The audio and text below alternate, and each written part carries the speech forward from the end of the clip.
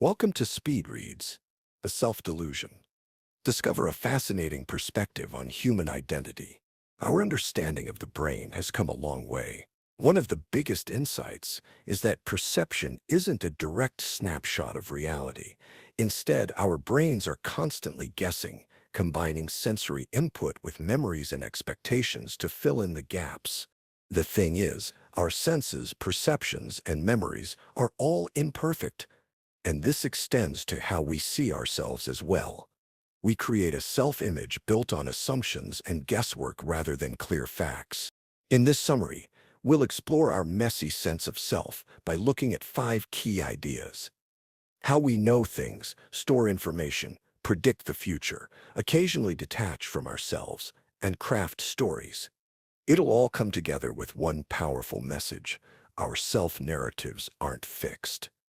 We can change the story, and in doing so, change who we become. Starting the script. Have you ever thought about how you can't physically feel your own brain, even though it controls everything you experience? You can feel your stomach ache or the pressure on your skin, but your brain? It runs the entire show without you ever directly sensing it. What you do feel is the simulation your brain builds: your body, your voice, your reflection. All of these things are crafted by the brain from imperfect guesses. Think about how weird your voice sounds in a recording or how a mirror flips your image. These small distortions remind you that you live inside a mental model rather than pure reality.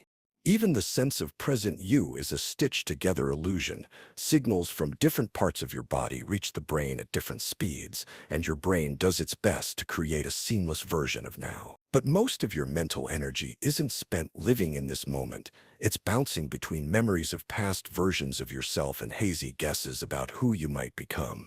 And that past self? You know it from memories that are flexible and flawed, mixed with external reminders like photos and journals, which you reinterpret over time. The future self is even foggier. While the brain can make short-term predictions, imagining who you'll be in 5 or 10 years is guesswork built on shaky foundations. Yet this illusion of a continuous self, past, present, and future, keeps you moving forward. At its heart, it's a story, a narrative that started forming early in your life. The tales you heard as a child shaped the template you use for understanding yourself and the world around you. The thing is, memories are far from perfect. The way you store memories goes like this. First, you encode experiences. Then, during consolidation, those experiences settle into long-term memory, often solidifying while you sleep. Finally, retrieval reconstructs the memory, sometimes blending in new details and reshaping the original event. Emotional memories feel especially real, but even they are prone to distortion. Memories are also fragile. The less you bring them up, the more they'll begin to deteriorate. But some memories are more impactful than others. Psychologist Susan Engel describes how storytelling, from sharing family tales to experimenting with personal narratives, helps children form a stable identity by around age 9. And in the end, those early stories become the lifelong scripts that shape who we believe we are. Using imperfect data to make predictions. As much as you'd like to think your memories are perfectly recorded movies, they're more like stitched-together snapshots with gaps that your brain smooths over. These simplified mental storyboards are necessary, though, because the brain can't hold every detail. That means your brain is like an editor working with blurry footage, simplifying and exaggerating details into cartoon versions of yourself and the world. It both compresses and generalizes in order to make everything manageable. And quite naturally, you shape these compressed generalizations into the form of familiar stories. As mentioned earlier, this process starts in childhood, with the stories you absorb shaping how you interpret life. At the heart of many of these narratives is causality. You instinctively connect events in cause and effect chains because it helps you predict what's coming next. This is one of the brain's main functions, to constantly take in sensory data and create a best-guess version of reality. In a way, it's like a card-counting machine, updating the odds as a game of blackjack progresses. Every time new information comes in, the brain recalculates. This predictive process even extends to your senses, and it can lead to strange experiences, like how touching your own cheek feels different from someone else doing it. Likewise, you'll get a different sensation if you touch your right cheek with your left hand, versus going around the back of your head to touching the same cheek with your left hand. This is because your brain dampens sensations it expects but amplifies those it doesn't. Causality can move beyond your body as well. If you've driven the same car for long enough, it can begin to feel like part of your body. That's your brain extending your sense of self through prediction.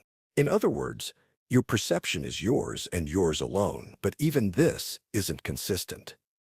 Whenever you rearrange events, the story and your interpretation changes dramatically. For example, two people in the same fender bender will tell completely different stories about what happened, each based on their own internal narrative. Essentially, everything you experience is a messy cocktail of memory, perception, and prediction. In these various ways, your past self and present self aren't well defined, but as you'll see in the next section, things get even more complicated when you factor in the brain's dissociative tendencies.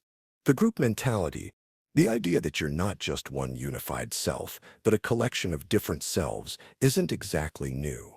Freud broke the self down into three pieces: the id, ego, and superego. And Jung had his theory of the shadow self. These ideas were about uncovering the hidden layers of who people are. Over time, the psychiatric community began to wonder if multiple distinct personalities could truly coexist in one person. This idea has captured our imagination ever since. From superhero stories to Dr. Jekyll and Mr. Hyde, we're drawn to the concept of transformation because deep down, we all know we've got different versions of ourselves tucked away. You probably have a different version of yourself that you present at work, to someone you're meeting for the first time, and to close friends and family. All of this taps into your ability to have dissociative moments. For instance, maybe you've experienced periods of such intensity that you feel like you're watching your life from the outside, almost like a movie. On the extreme end, there's dissociative identity disorder, where distinct personalities take turns running the show.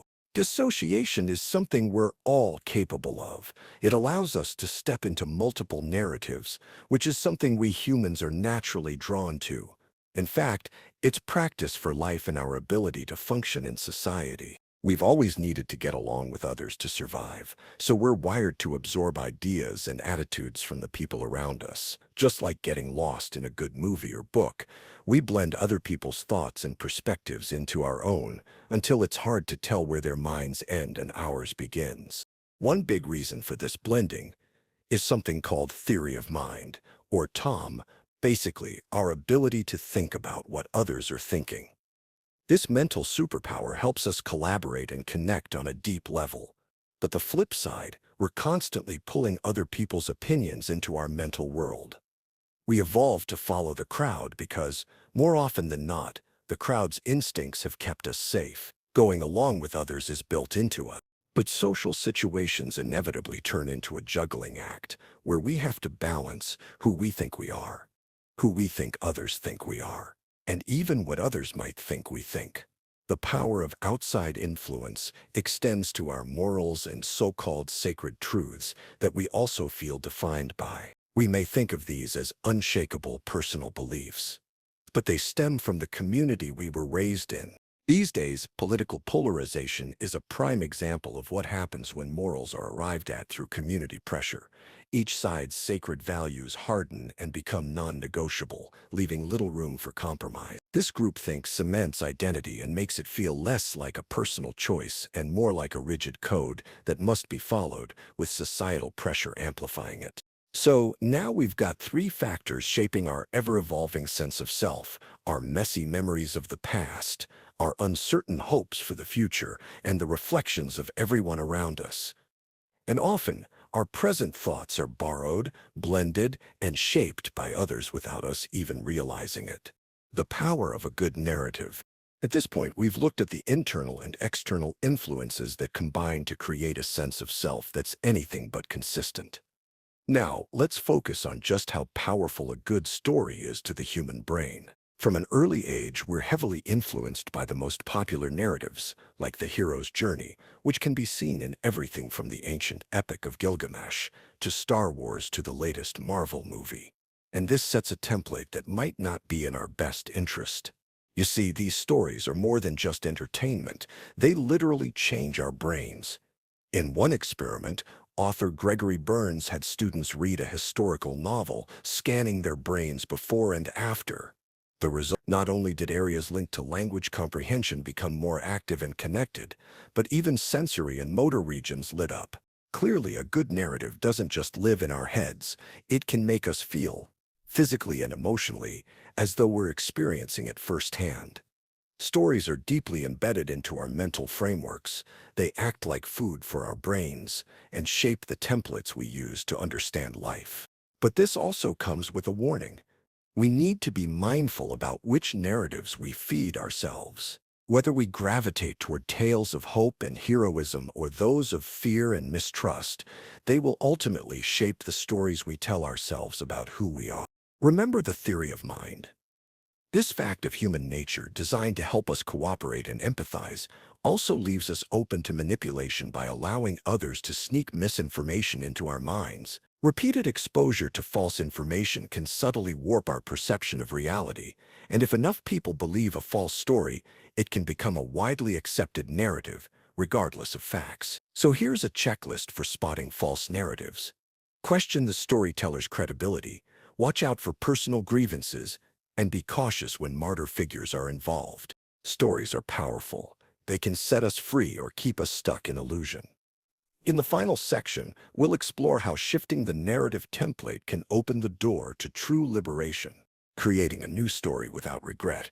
When looking at our life stories, we usually focus on branch points, the moments when we make decisions, big or small, that end up defining our paths. It might be choosing a career, deciding where to live, or even something as small as going to a party where we meet someone who changes our life. At the same time, for many of us, these pivotal moments can be filled with regret, either for the actions we decided to take or the opportunities we missed.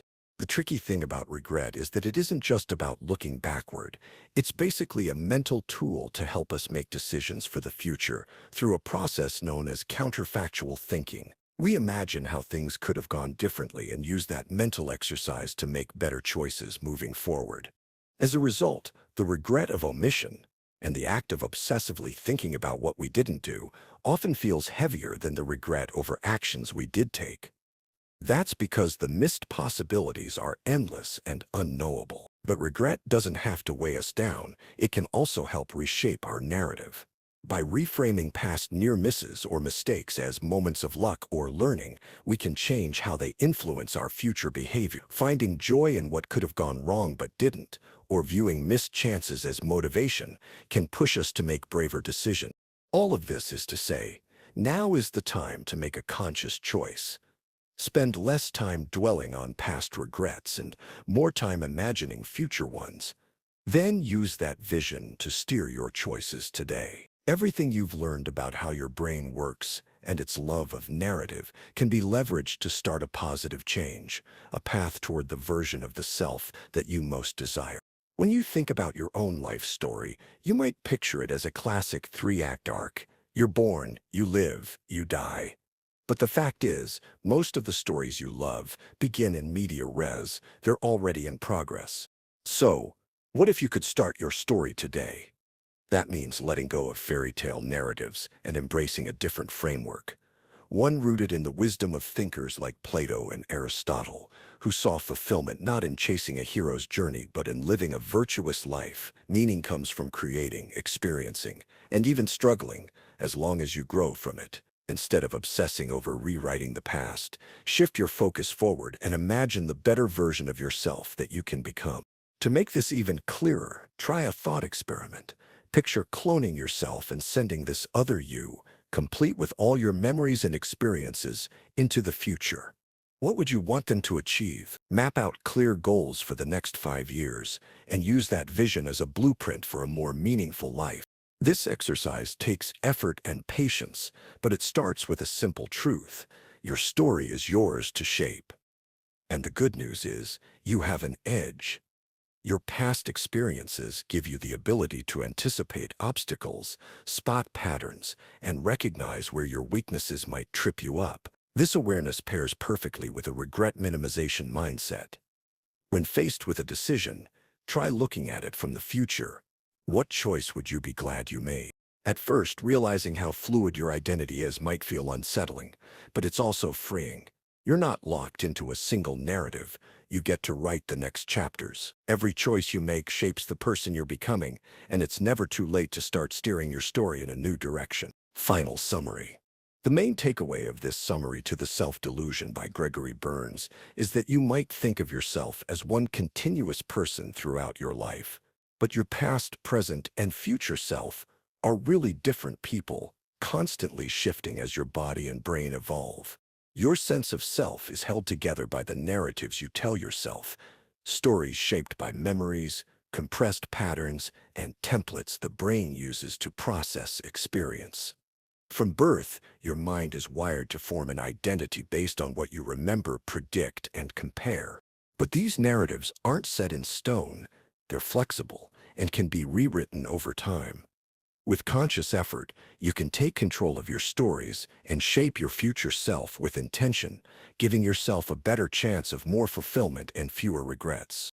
Okay, that's it for this speed read.